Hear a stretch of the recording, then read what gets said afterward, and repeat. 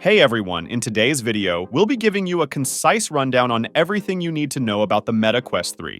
So let's dive right in. There are two versions of the Quest 3 up for grabs. Firstly, there's the 128GB model priced at $500. If you're looking for more storage, there's also the 512GB model available for $650. Now, there's a little bonus if you opt for the 512GB version. You'll get 2 free games every month for half a year with the Meta Quest Plus trial subscription. And here's the cherry on top. No matter which model you decide on, you'll receive a copy of the new Asgard's Wrath 2 game. And now, just a quick word about the connectivity options. The new model comes equipped with a USB-C port, useful both for charging and connecting to your PC. And yes, for those who prefer a cord-free experience, you can still wirelessly connect the Quest 3 to your gaming PC via Wi-Fi. And for the audiophiles out there, they've thoughtfully included a 3.5mm headphone jack. Always a handy inclusion, especially in today's tech landscape. Now, let's dive into some key features you'll want to be aware of with the Quest 3. IPD adjustment. At long last, we've got a seamless IPD adjustment. For those who might be scratching their heads, IPD stands for interpupillary distance. That's the space between your pupils. Getting this right is crucial for a comfortable VR experience. With Quest 2, we were limited to just 3 settings. And how is it with the Quest 3? It's a game changer in this regard. Color pass-through. A major leap forward is the color representation in pass-through mode. Gone are the days of black and white from the Quest 2. It's a lot more immersive and helpful, especially if you're setting up your play area. Performance boost.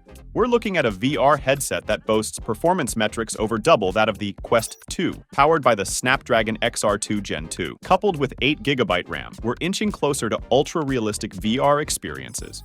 Graphics. The graphics are many times better than those of the predecessor and can rather be compared to PC VR due to the massive improvement. Pancake lenses. The new pancake lenses have slimmed down the profile of the headset, but surprisingly, without any dip in image quality. In fact, it's better and slimmer. Resolution. There's an uplift here too. For some context, the Quest 2 served up 1,832 × 1,900 pixels per eye. Quest 3, we're talking 2,064 × 2,208 pixels for each eye.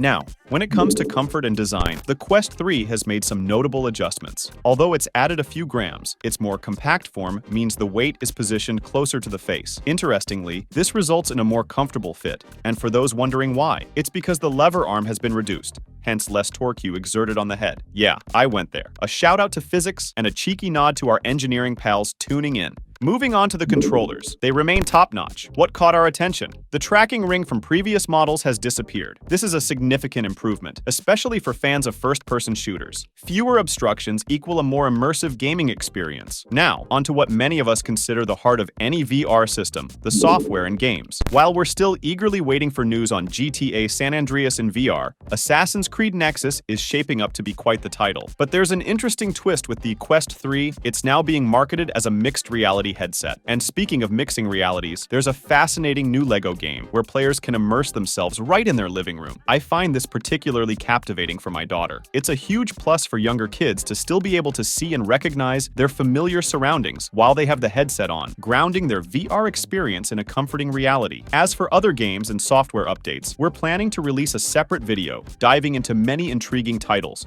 currently available for the Quest 3, so make sure to subscribe so you won't miss out on that. The burning question is, should you buy it? From what I've seen, it certainly seems worth the investment. I've already made my purchase. Which model should you go for? If you're keen on having a lot of storage space and want to take advantage of the free games, then the 512GB version is the way to go. But if you primarily play PC VR games or are working with a tighter budget, the 128 version is still fantastic. When we stack it up against other models like the Quest 2 and Pico 4, I'd say the Quest 3 is the top choice for standalone VR right now. Personally, I opted for the 512GB version. I often bring my VR headset to friends and family to show it off, and I don't want the hassle of constantly uninstalling and reinstalling games. We must remember, games are only going to get bigger in the future, but if you're budget conscious, the smaller version will serve you well. You can't go wrong with it. If you're looking to buy now, you'll find the links in the comments.